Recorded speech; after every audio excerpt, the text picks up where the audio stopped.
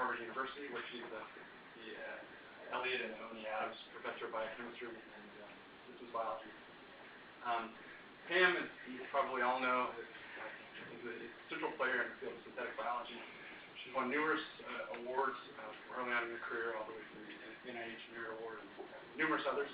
I think that would probably embarrass her, so I won't go into all the awards. But I want to say one thing about Pam as a scientist, which I think is important for all of us to reflect on, and particularly for the younger scientists, which is that I think Pam, as an independent investigator, has always really shown a fearlessness and never-ending curiosity for changing fields and evolving really the type of science that she practices.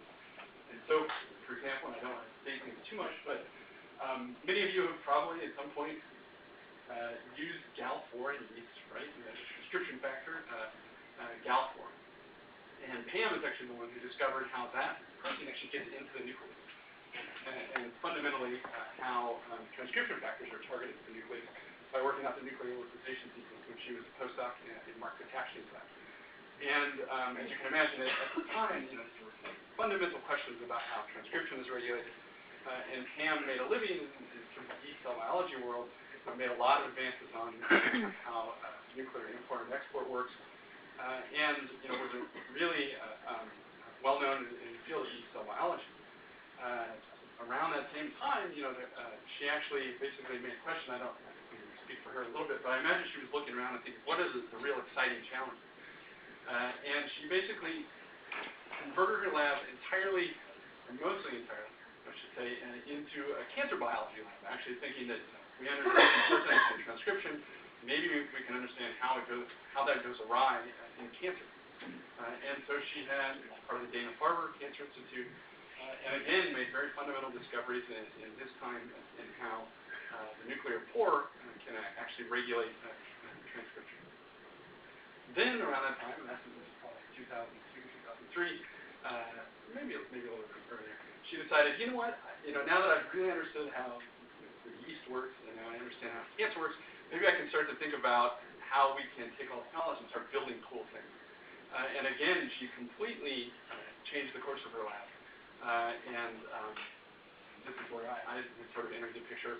This is the sort of person that Pam is. I went and interviewed for my postdoc. I'm a structural biologist. I knew a lot about proteins, a little about biology. And I was like, Pam, I'd like to come work on photosynthesis. And let's work on cyanobacteria in medical school. And most people would think that was insane, and Pam was like, yeah, let's do it. And Pam is the type of person that really just wants to do creative new things. And with that, let's hear the creative new things. It's going to be a wild ride. Thanks, Dave. I should credit Dave with part of that change. I really appreciate it.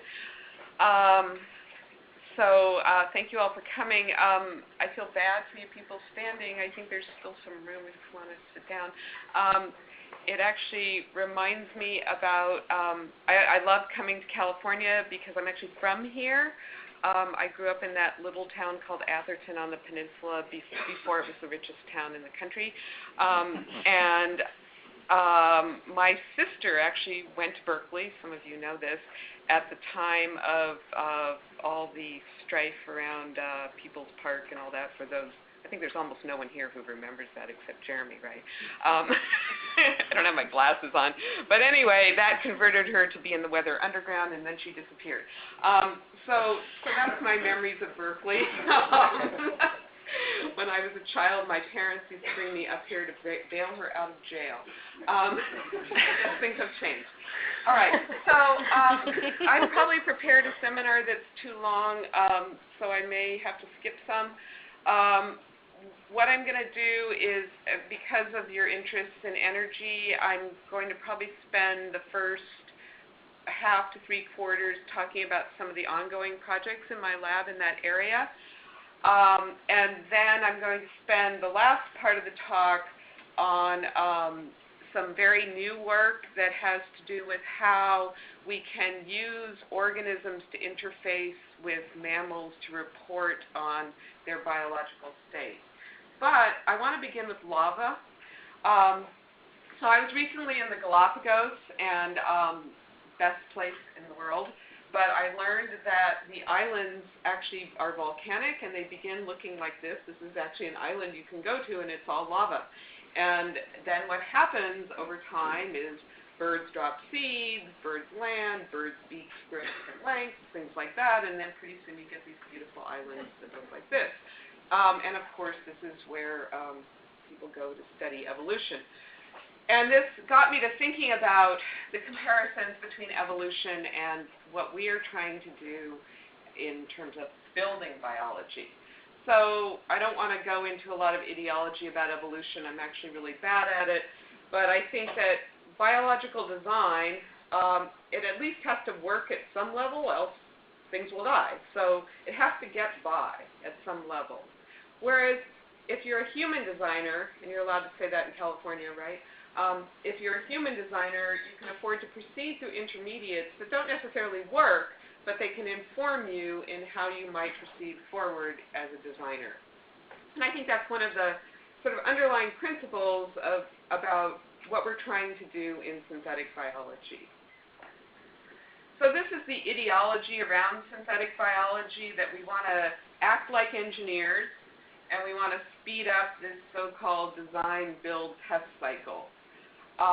This is based around the premise that biology is fundamentally modular, that we can make it more predictable, and then we can do assembly fast, and that it can be transferred from one organism to another. Now, a lot of critics of this, some of whom may be in this room, might argue that first of all, biology is not sufficiently modular, and also, do we actually know enough about biology to actually do this? I'm going to argue no, because I think we have been able to do some things, and that the 50 years of molecular biology have informed us sufficiently to now be able to at least embark on this. I also want to point out that biology is fundamentally modular. The gene is the modular unit of biology. And since the advent of molecular biology, we've learned that genes are even more modular. We know about promoters, terminators, open reading frames, introns, etc. So I have grown up in an age where I think of biology as extremely modular, and that was part of the premise on which I studied nuclear transport. So if we think about some of the successes in synthetic biology, I'm just going to run through these. And these are mostly systems that have been built in bacteria, although some of them have been built in higher cells. There's something called a toggle switch. Which is simply two repressors that, depending on the input, one repressor will be on or the other, and you can see a reporter come out depending on which repressor is active and which isn't. There are memory systems built from transcription. This is one where you have a two-component activator, so you have one activator that activates a second that's capable of auto-activating itself. This is another classic memory system that actually people who study developmental biology have been using for ages, and this is a DNA-based memory where when a certain event occurs, you actually get excision or changes in the cellular DNA. Even though synthetic biologists think they discovered this, this has actually been used for about 25 years by developmental biologists. There are timers and counters. This is the Michael Elowitz repressilator, which was one of the first synthetic biology circuits, which is simply a series of repressors where he predicted how this would behave, and he predicted that there would be oscillations depending on the DNA binding affinity of the different repressors, and that turned out to be the case.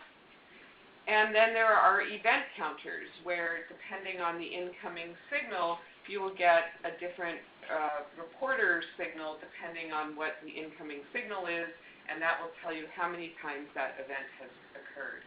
This is still, I would say, the most early stage of the kinds of circuits that I've shown you. But these are all things that people know how to make.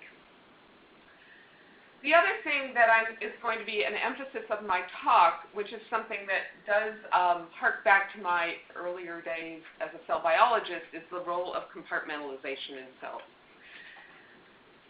Compartmentalization is one of the most fundamental properties of all cells, bacteria up to eukaryotes. There are many reasons to think why a cell uses compartmentalization. One, of course, would be to co-localize things.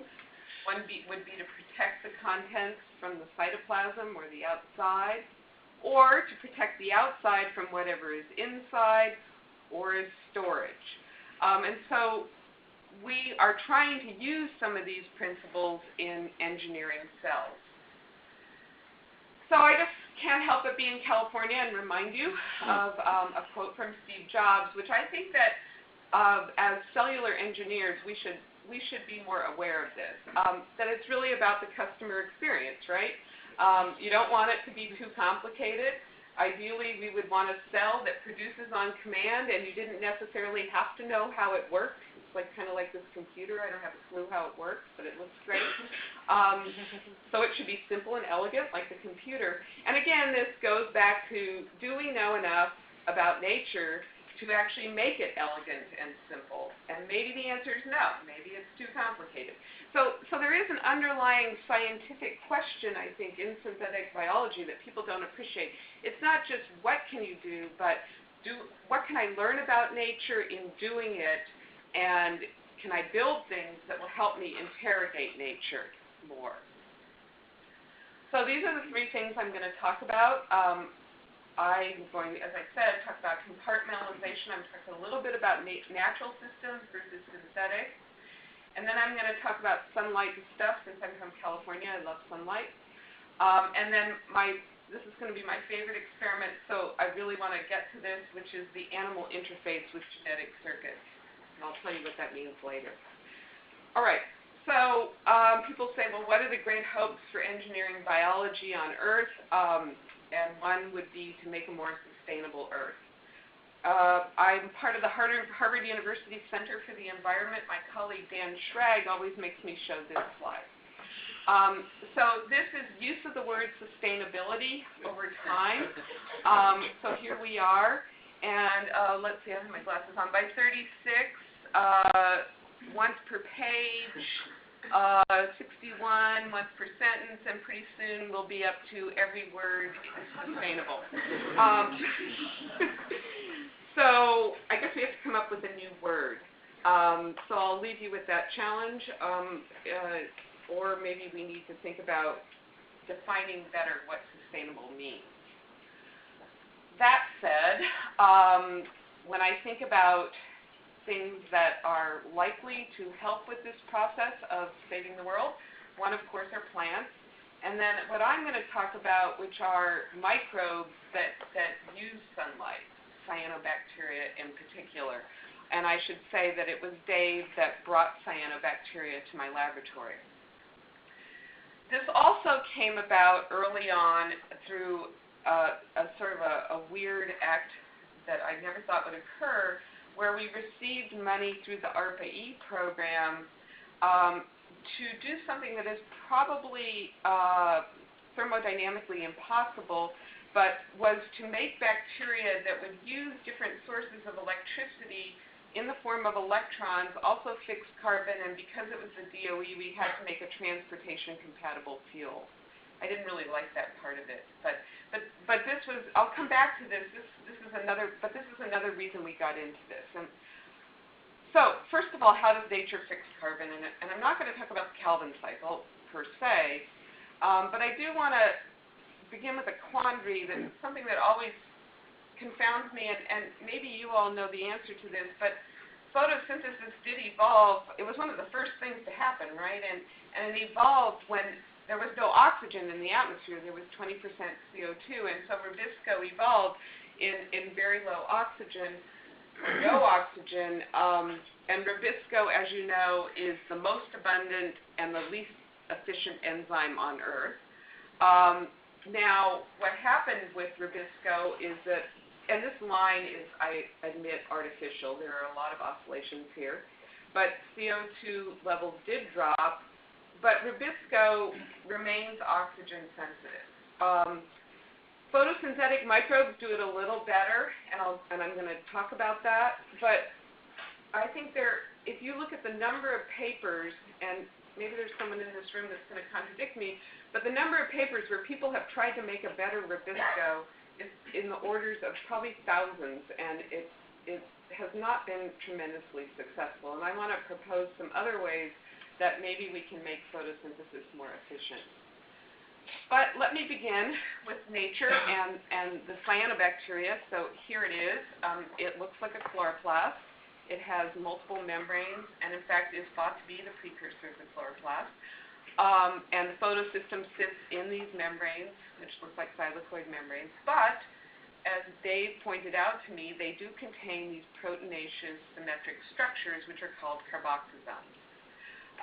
They live in the cytoplasm of the cyanobacteria, and what they are proteins. There are no membranes. They are protein shells that house Rubisco. So there are essentially 250 copies approximately of Rubisco in the carboxysome, plus the carbonic anhydrase. So this is a way of compartmentalizing an essential reaction within the cyanobacteria. So Dave was the first person to realize that we should look at how these things behave in living cells, together with an undergraduate, Anna Chen, who is now a graduate student actually in my lab. So Dave and Anna tagged the carboxysome proteins with GFP. So what you're looking at here is a living cyanobacteria where the red is the naturally occurring fluorescence and the green is the fluorescence from the cyanobacteria. And I'm not going to go into the whole story because I'm sure you've heard it from Dave, but one of the most amazing things they did, this is an organism with a circadian clock. It's the workhorse for studying that in bacteria. They built a microscope where they could follow the cells over time, over the day-night cycle, and watch the movement of carboxysomes. And what they discovered is actually the movement is conservative, that when the cells divide, they preserve the number of carboxysomes. And it also just looks really cool, I think. And so what that allowed them to do was to separate, and I'm not going to go into details, but you could separate cells that have very few carboxysomes and lots of carboxysomes, and indeed the amount of carbon they fix is different, and it's different in a fairly significant amount. For real biologists, this may not look significant, but for plants and people who study things like photosynthesis, this is actually quite significant. All right, so can we assemble carbon fixation inside cells? And Dave has gone on in his own lab to very nicely show that you can assemble carboxysomes in normally non-carbon fixing organisms. So I'm not going to talk about that work. I'm going to talk a little bit about what happens to native carboxysomes as they form, just a little bit. So this is a movie, and what we've done is pulse label the carboxysomes with GFP. And like if you look at this cell here, you can see that they actually divide by budding. And this is something that I thought we had missed, but Dave reminded me today that actually they talked about this all the time, but they didn't point it out in the paper. But we went back and interrogated these cells, and we could see these new carboxysomes forming from old carboxysomes, and you can actually trace their lineages over time. The other thing we found a lot of things, but the other thing that was significant in thinking about how the carboxysome forms is we put a redox-sensitive form, we fused Rubisco to a redox-sensitive form of GFP and put it in the carboxysomes. And so when this is non-colored, it is in the non-oxidized state. So it starts out in an oxidized state, and as the new carboxysome starts to form, you can see it's non-colored, but then as the shell forms around it, it starts to form a different state, a different oxidation state. So taken together, this says a lot of things about how carboxysomes might form.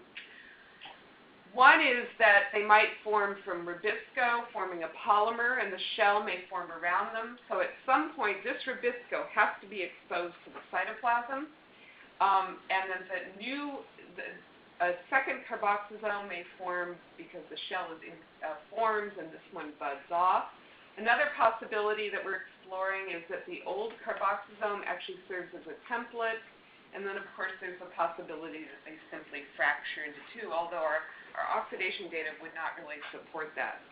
So we believe that there's a role for the polymerization of Rubisco in this process, which we are now exploring. Now I want to go back for a minute to carbon fixation and remind you this was our original goal, and so we split it into 3 module units. One was make cells that fix electrons better, make cells that fix carbon better, and make cells that make a fuel. In our case, we used fatty acids. So let me talk about carbon fixation just for a second, because I think it's of interest to a number of people here. Now, in thinking about carbon fixation, one thing is, can we turn a heterotrope into an autotrope by, for example, putting the Calvin cycle into a different cell? That was one thing we were trying to do. But we also got interested in other ways that cells fix carbon. So it turns out that with the advent of sequencing multiple organisms, that there are now upwards of 4 or 5 different ways of fixing carbon besides the standard Calvin cycle. One of these ways comes from a hot springs bacteria, and it's called the 3-hydroxypropionate pathway. And what's interesting about this pathway is it's presumably a relatively new evolutionary phenomena, and it is oxygen tolerant as opposed to the Calvin cycle. So we wondered if we could capitalize on the 3-hydroxypropionate pathway and put it into other organisms that don't fix carbon, that grow aerobically, and we could do that in E. coli. And we also wondered if we put it into cells that already fix carbon, could we make them fix carbon better? So here are some of the features of this pathway. As I said, it comes from a hot springs bacteria, so it's a little difficult to grow the bacteria. I think it's like 55 degrees, so not a super good lab organism. It has the same requirements and the same ATP production as the Calvin cycle. Its limiting reaction is not carbon fixation. It goes through it uses acetyl-CoA. And as I said, there's no known oxygen sensitivity. Now, if you take the whole pathway, I think there's somewhere in the order of 16 enzymes, but you can often express not all of those, because cells like E. coli will have some of those, and for example, cyanobacteria will have part of the pathway.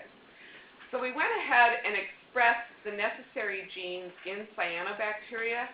These are all synthetic genes synthesized to have codon optimization for cyanobacteria, and there are 2 hotspots in cyanobacteria for integration where we inserted these genes.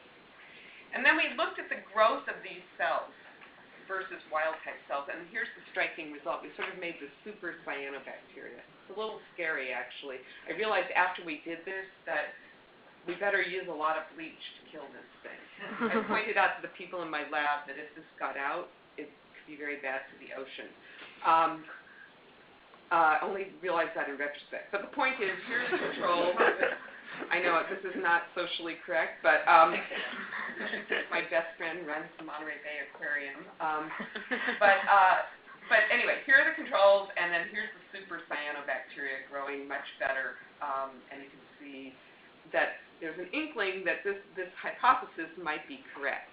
And so we've gone one step further. We don't have the results yet of introducing the hydroxypropionate pathway into plants to see if we can make them grow faster.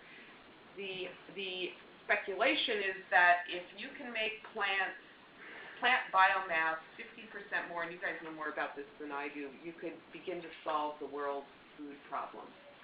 So it's hard to get stuff into plants. You should make that easier. We're having a really hard time, but we think we've got all the genes in there. But you need to make that better. Okay. So back to compartmentalization. So Jeremy, do they still teach, you still teach this here at Berkeley? We stopped teaching it at Harvard.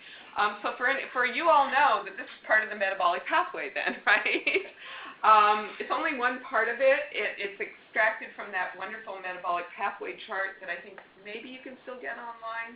If you see one hanging on someone's wall, you should steal it because they're really hard to get. But they're great to have in your lab. Now, as I said, what really happens is it doesn't look like this. It actually is highly compartmentalized. So for example, parts of the amino acid biosynthesis pathway actually occur in the mitochondria, and parts occur in the cytoplasm. And so that's an example of compartmentalizing this biochemical pathway. That's only one of many. So as synthetic biologists, we wondered, could we, as I earlier in the talk, I said, could we start to synthesize this kind of compartmentalization? So to do this, can we use lessons from nature? Is there any advantage to localizing artificial metabolic pathways, and can we control the division and number of the pathways per cell? So these are some of our challenges. So one of the things we started to look at was making vesicles inside bacteria. Now this had already been done. This is overexpression of a lipid glycosyltransferase. You can see vesicles forming here. This one I really love. This is expressing a protein called calveolin from mammals in E. coli, and you can see vesicles actually budding off from the inner membrane of an E. coli, and then these cells will fill with vesicles. I love this experiment. We, on the other hand, tried a different approach, which was to turn to an obscure bacteriophage called Phi6, which turns out to be a bacteriophage that actually can form membrane vesicles. It has a membrane bilayer around it. And so we wondered if we could express a minimum number of these bacteriophage proteins, could we actually form vesicles in bacteria? And the answer was yes, and these are the vesicles, and we can watch them move.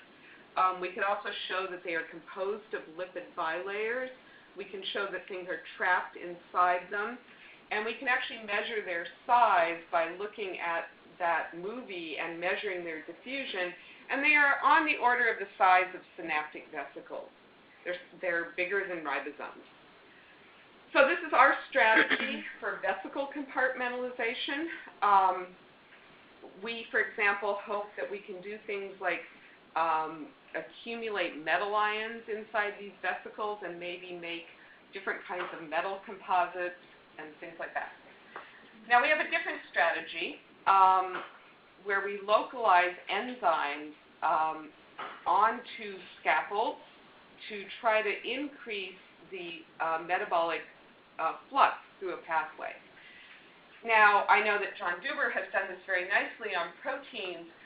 We decided that when in doubt, turn to DNA nanotechnology. So most of you now are pretty familiar with the fact that you can make all kinds of shapes with DNA. I had a postdoc come to my lab who had done this sort of thing. These are all in vitro, by the way.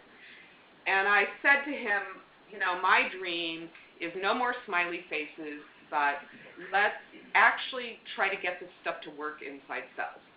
Now, that said, we were not smart enough to figure out how to get DNA to form structures in cells, but because of my past work on the nuclear transport, we knew a lot about RNA. So we decided to apply the concept of DNA nanotechnology to RNA folding, both in vitro and inside cells. This was our goal. Very simply put, we knew that there were very tight RNA binding proteins that come from bacteriophage that were highly characterized, well used in cell biology. They have very well-defined RNA binding domains. So our vision, and this is way oversimplified, could we construct an RNA that would have these binding sites and fuse enzymes to these RNA binding domains so that they would be oriented along an RNA molecule. So that's the general concept. Very oversimplified. In fact, to be fair, this very experiment was already done, although I didn't realize it till afterwards, where somebody had arrayed sites along an mRNA and shown that you could bring proteins closer together along an mRNA. I've forgotten who did that. But we went with a more complicated approach, and the rationale being as follows, that if you could scaffold enzymes, maybe if you had an intermediate that tended to diffuse away or was toxic to the rest of the cell, or you had competitive substrate inhibition or competing pathways, that by putting the enzymes close together, things would be better. This is already done in nature. The fatty acid synthase complex, polyketide synthesis, these are already known examples where nature does this. They don't necessarily do it on an RNA scaffold, but it already is known to occur. It's interesting that it is not known precisely what the role is of some of these questions I've posed here, and I think that we can begin to address some of those with our system, which is slightly more manipulable, although the polyketide pathway is pretty good too. All right, so we assembled RNA scaffolds first in vitro. We used what's called a tiling approach of single-stranded RNAs, which I won't go into in detail, but we formed what we call the 1- and 2-dimensional RNAs. You can see the strands here and the 2-dimensional arrays here. And then we expressed these in cells and detected them in cells, and you can see again inside of bacteria the 1-dimensional RNA arrays and the 2-dimensional arrays, which look sort of globular. They almost are the size of carboxysomes, actually. And then we asked, are these functional at all? So our first experiment was to put 2 RNA binding sites on the scaffold where we had a split GFP. So each half of the GFP alone was inactive, and if they come together in proximity, you get active fluorescence. So these are the negative controls, where we have only the RNA structure, or we have only the split GFP, but if we have both of them together, essentially every cell is fluorescent. So that was encouraging. This also gives us a rapid assay for when we develop new kinds of structures of whether they're functional or not. So our next experiment was to see if our hypothesis about bringing enzymes together on the scaffold could accentuate that pathway. And at the time, we were working on hydrogen. There was a time when working on hydrogen was favorable to the DOE. I don't think that's the case anymore. And then I also had to deal with my chairman, Mark Kirshner, upstairs, who was always afraid I was going to blow up his lab. He had no sense of how little hydrogen we were actually going to make. Although those tanks are a little scary. Nevertheless, so this is a synopsis of the experiment we did. The only things you have to know is that there's an enzyme, series of enzymes called hydrogenases that will accept electrons from pyridoxines and promote the formation of hydrogen. We had been studying this process in E. coli and in cyanobacteria for a number of years, so we knew a fair amount about it. We weren't very successful at getting very much hydrogen produced until we actually put these enzymes on the scaffold, and in our best case, which is the 2-dimensional scaffold, we can actually get up to about 50-fold increase in hydrogen biosynthesis on the scaffold. And this, to my knowledge, was one of the best that anyone had done in E. coli. Still not going to blow up the chairman's lab, but pretty good. Now, the one thing that's key here, though, is this is cheating a little bit, because this is really an electron transfer reaction. Maybe it's not cheating, but the enzymes really have to be in fairly close proximity for this to work. So it's almost no different than the GFP experiment. And as I mentioned, one of our original interests was to see if we could accentuate the flux through a metabolic pathway. So I want to say one more thing. So even if hydrogen isn't good for running your cars, my colleague, Emily Balskis, and I just want to put in a plug for her, came to me. She was down the hall as a postdoc in Chris Walsh's lab, the old Chris Walsh, and said, you know, you've got these bacteria that make hydrogen, and I'm using hydrogen in my chemical reaction. She was a chemist. And, you know, wouldn't it be cool if I could take your hydrogen-producing bacteria and put them in my chemical reactions? And so she went ahead and did that and essentially used our bacteria as a source of catalytic hydrogen. And she's done this amazing piece of work that will be coming out shortly. But I just want to say that I think that there's a role, not necessarily necessarily for making fuels, but also, for example, making, shall we call them, green catalysts. And so this can actually be quite useful. All right. So does it help a real biochemical reaction? So we went to our work on alkanes, and we arrayed the acyl ACP reductase and the aldehyde decarboxylase, which have as their intermediate a relatively insoluble molecule.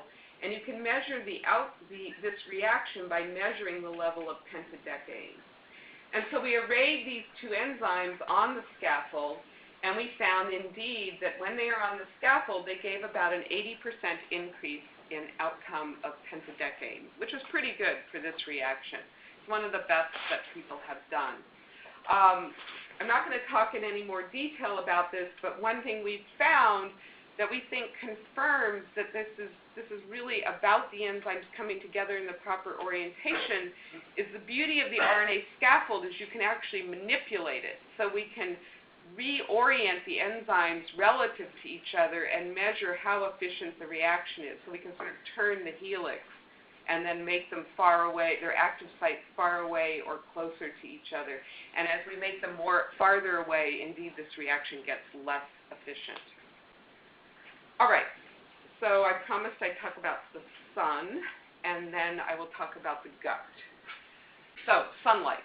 Probably don't have to tell you all that solar is one of our most valuable resources, but we use very little of it. These are the Sunbelt countries, the Sunbelt areas, and Brazil obviously makes good use of that. I was recently at an energy meeting. Maybe you all know this, but I couldn't believe it. They're actually they have a plan to cover, I think, 20% of the surface of Saudi Arabia with solar panels. And they predict that they can produce as much energy as they can from fuel. My mind was just blown by this. That will be quite expensive too. That's right. What do you do with the sand when it blows on the solar panels? But anyway, not my. So I'm more interested in how biology uses sun. And again, back to cyanobacteria. So cyanobacteria are essentially autotrophs. They live out there in the sea. They don't have much communication with other organisms. But if we want them to make stuff, what we thought at first was that we needed to get it out. So we wanted to engineer transporters into cyanobacteria so they would take stuff out.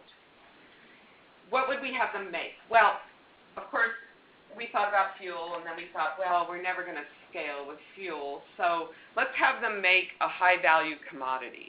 And depending on the day of the week, sugar is a high-value commodity. So we decided to see if we could have them make and secrete sugar. So first, we engineered them. So first of all, naturally, cyanobacteria, when you stress them, will make sucrose. We introduced an enzyme that would cleave the sucrose into fructose and glucose, and then we took the E. coli glucose transporter and introduced it into the cyanobacteria.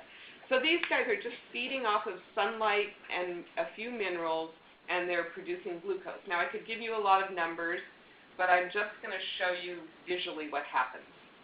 So the green blob here is E. coli, and the red are cyanobacteria. They're growing together on a Petri plate.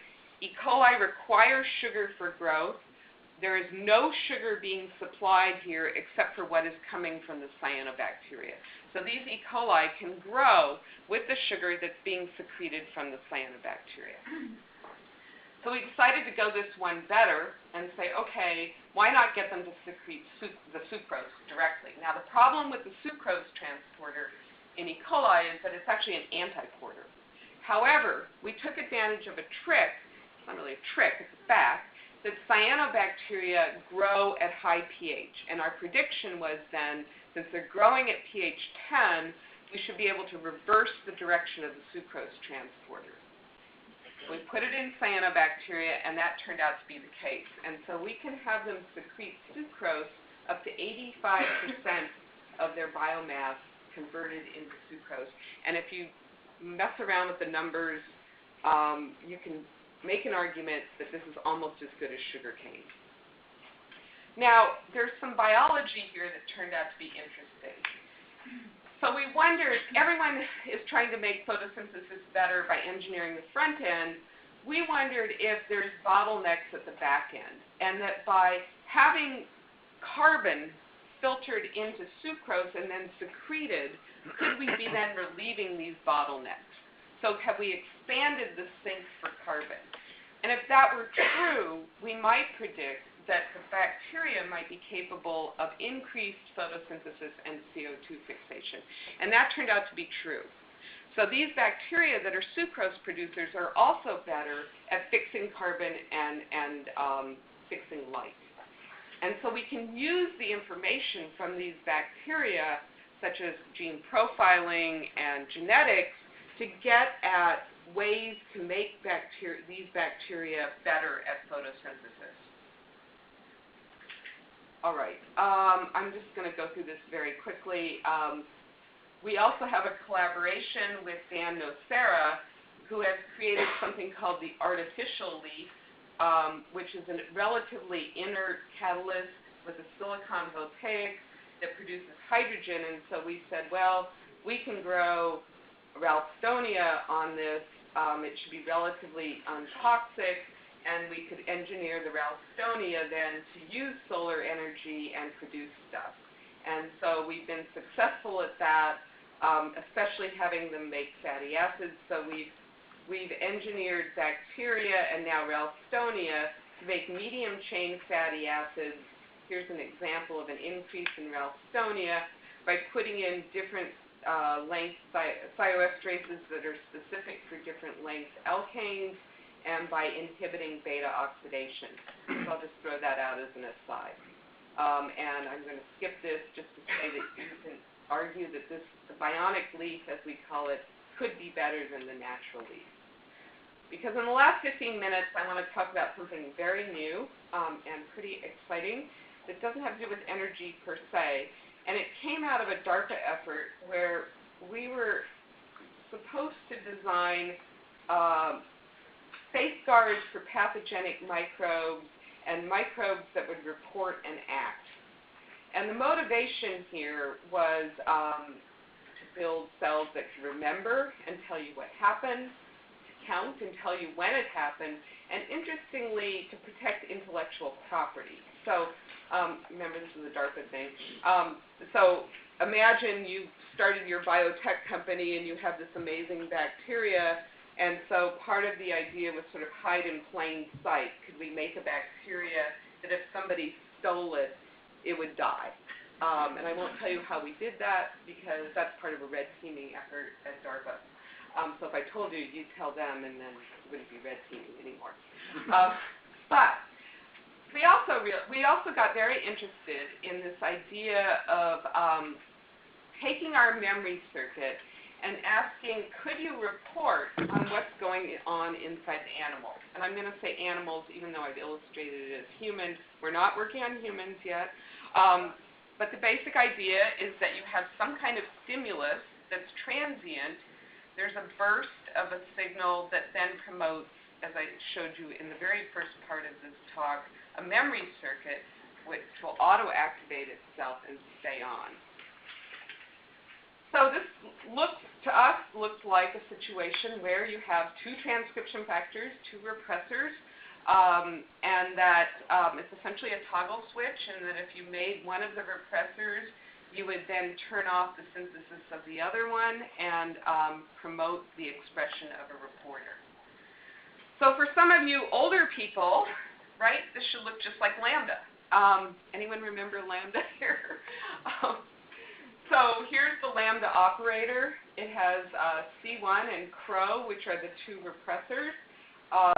And the beauty of the lambda repressor is that it's bistable. The C1 state, which I'll go into a little bit more, is extremely stable. CRO state's metastable, but one thing we've done is find a stable CRO state. It switches, and it switches relatively rapidly.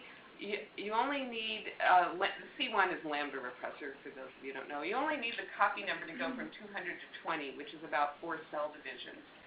There's a relatively low fitness cost because these are very small proteins, and you can do this in a single DNA copy.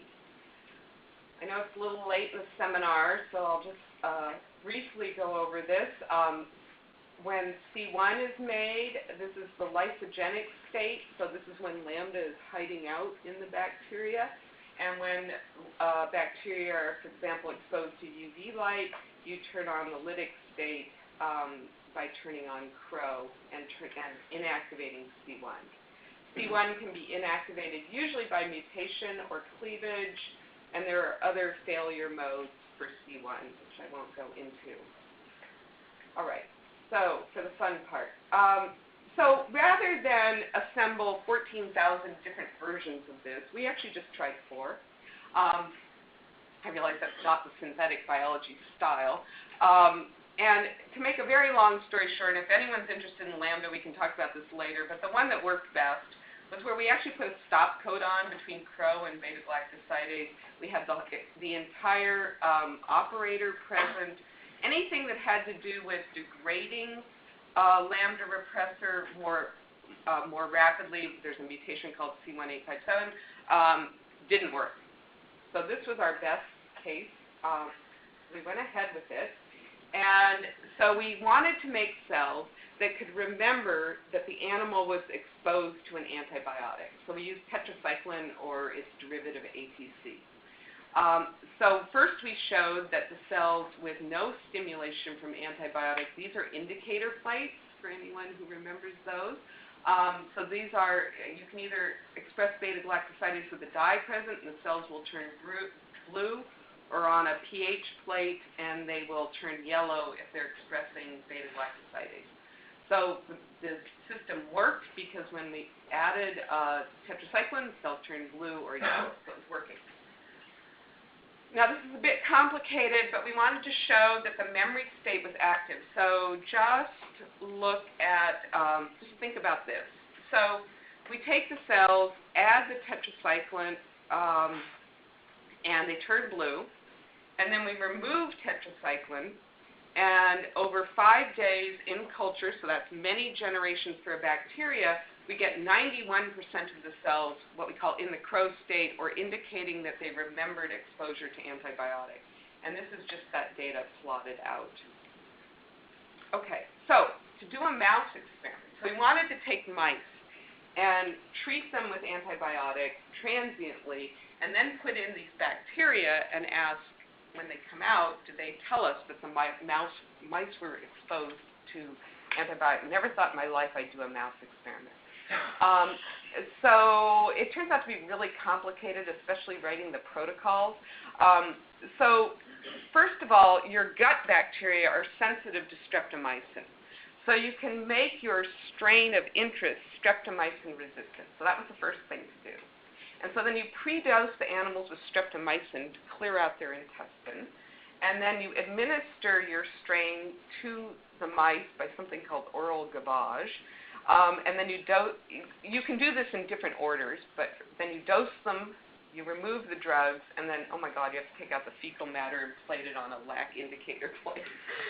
Weirdest thing in the world. But what was amazing is that it worked. And this is just one example where, like I said, we can alternate when we add the drug, but here it is working. So we give the animal tetracycline and we wait, and if we don't give them tetracycline, there's no beta-galactosidase, and if we give them tetracycline, we get cells out that remember that they were exposed, that they express beta-galactosidase. However, and this is not going to come as a shock to anyone, we used a laboratory strain of E. coli. I guess you should be happy about this, because what we found is that the laboratory strain is rapidly outcompeted by the natural gut flora. So all that worry, remember Jeremy, about all that worry about eating the bacteria, not gonna be a problem, except out. Didn't Sidney Brenner do that?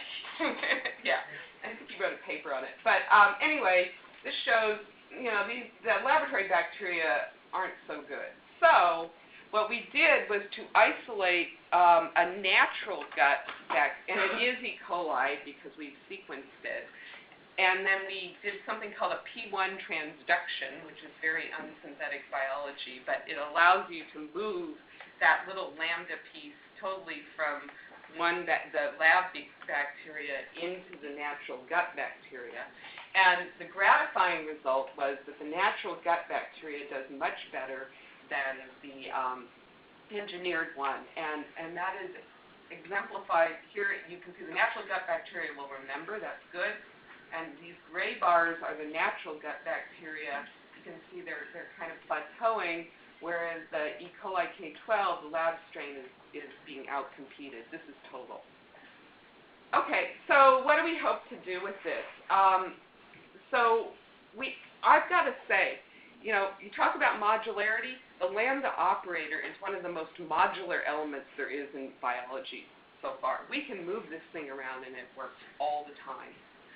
So we can use that as our basis and then have different triggers, which we're doing. So we can have promoters that detect salmonella entry, inflammation. Tetracyanate in the gut is an indicator of inflammation.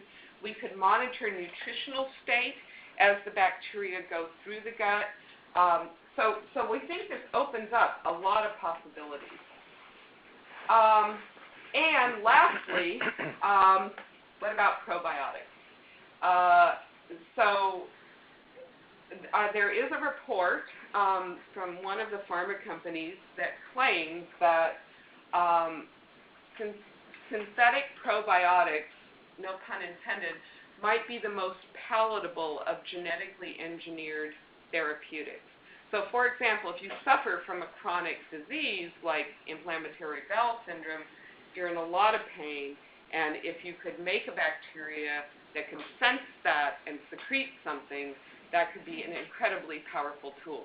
It also has, interestingly, a lot of potential with livestock. And I never thought I'd say this either, but the beauty of livestock is they're contained. So you can actually do experiments on, and I was talking to someone, they said, you should do chickens.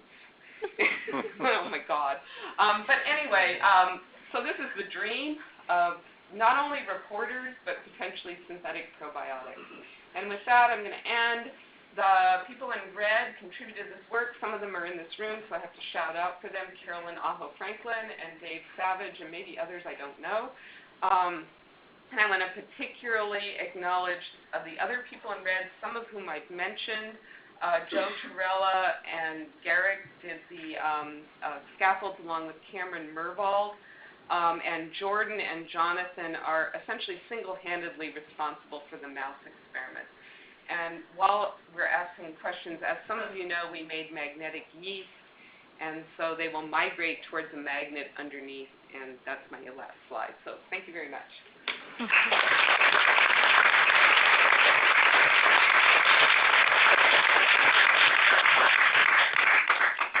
The conference is no longer in listen-only mode. So we're no longer in listen-only mode.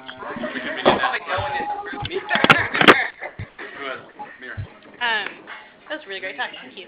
I was wondering how, on the cyanobacteria side, how did you get the that one protein to flip on the membrane? I missed that. And then also, because they grow in a stress condition, are they slower growing, and is that an issue? Right. Okay, I'll forget the second question, but let me answer the first one. So how did we, quote, get it to flip? We actually, so the sucrose, it's normally a sucrose importer in E. coli. Okay. Importer, so it depends on the pH. Oh, I see. Okay. So E. coli are normally growing at pH 7, I think, but the cyanobacteria can actually grow at pH 10. And so our hypothesis was that by changing the proton concentration, we would reverse the direction. I see. That was kind of already known. Studies, and that was the secret. Okay, second, they're stressed. Do they grow slowly? You know, I don't know if we probably did measure their growth rate, and I don't remember, but I got to tell you, cyanobacteria grow slowly to begin with, so it's so frustrating to work with them. And then they get contaminated, and somebody should synthesize a genome that has no phage sites in it. With the RNA scaffolds, you said one possible advantage of using it is that if the rotation, you could affect the relative orientation of the protein. So I find it hard to believe that even the flexibility of RNA, that you could really tune it that well. Do you have any evidence that actually Well, works? we have one experiment that we see sent for, and I won't go into a lot of detail, but we took a scaffold that worked, and then we varied it by one base pair at a time. And we used prediction to say what that would do to the structure. And we also modeled the enzymes onto the structure. Whether that's exactly what's happening inside cells, we are still trying to find resolution imaging ways to test that. So that's the disconnect, I agree with you. But the data actually makes sense. What can I say? That's one case where when they are the farthest apart, and you look at the activity curve, it goes up, it goes down, and then it goes. Are equally stable? So we did every control we could think of. RNA concentrations remain the same, protein concentrations remain the same. This was because, I was really worried about that one point, going down, and everything is the same. And that's all.